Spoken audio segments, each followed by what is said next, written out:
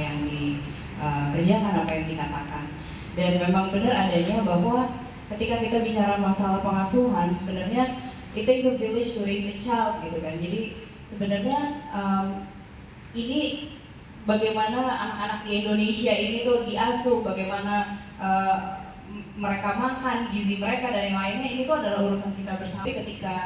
Ketika ternyata anak di luar sana itu masih ada yang stunting, masih ada yang ibu-ibu yang merasa bahwa ketika anaknya udah makan mie instan berarti dia udah makan sayur mayur dan segala proteinnya hanya karena di depannya udah ada tuh lengkap, ada ayam, ada telur, ada ini, dikira itu udah kandungan semuanya gitu.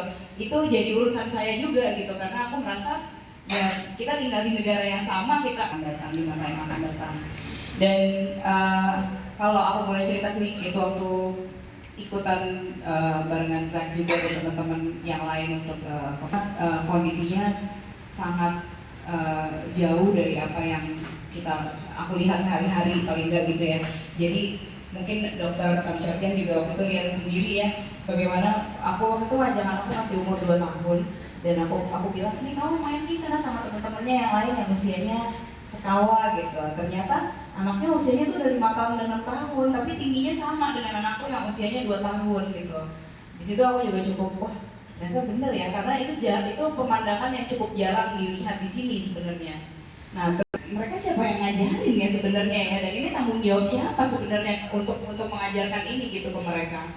Dan pada waktu itu juga sempat ada beberapa nelayan waktu itu, terus disuguhkan ikan seger-seger banget, terus cumi, udang, seger-seger, gendut-gendut gitu semuanya. Terus aku pikir seharusnya nih kalau anak-anak tiap hari makan ini oke banget nih sebenarnya. Tapi ternyata ya itu dijual.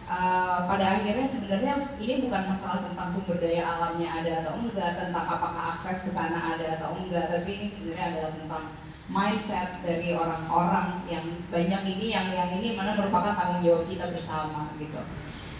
Termasuk waktu itu aku juga sempat kalau masalahnya adalah snack gitu ya waktu itu, bahwa nih anak memang pada sukanya nyemil terus gitu dibandingkan makan makanan besar. Tidak hanya berhubungan dengan hal-hal yang dilihat dari latar belakang ekonomi atau geografis gitu, karena memang kenyataannya di kota besar pun banyak, besar pun banyak gitu ya. Betul. Tadi Mbak Din cerita tentang pengalaman. Sebetulnya bagaimana sih kondisinya saat ini di sana? Bu Bidan. Baik, 1000 Days Fund. Dan tentu ini tidak terlepas dari proses yang panjang ya dok ya. Karena kalau kita bicara stunting berarti kita berbicara tentang mindset masyarakat, pola asuh yang salah. Dan ini tidak membutuhkan waktu yang sedikit. Karena tahun 2018 angka stunting saya itu tinggi banget.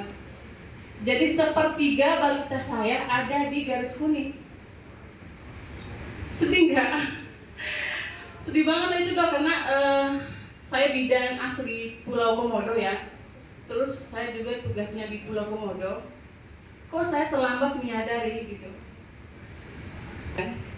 Saya ngomong, ayo deh kita buat perubahan gitu.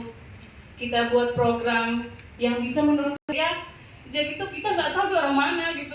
Tapi kok dia punya kepedulian yang tinggi untuk kesehatan anak-anak di Komodo. Akhirnya singkat cerita nih ya, kita lakukan yang dikit sekali. Terus teman aku bilang, Bidan Faiza ya, Kafe itu kayaknya sulit karena oke lah pada saat kita edukasi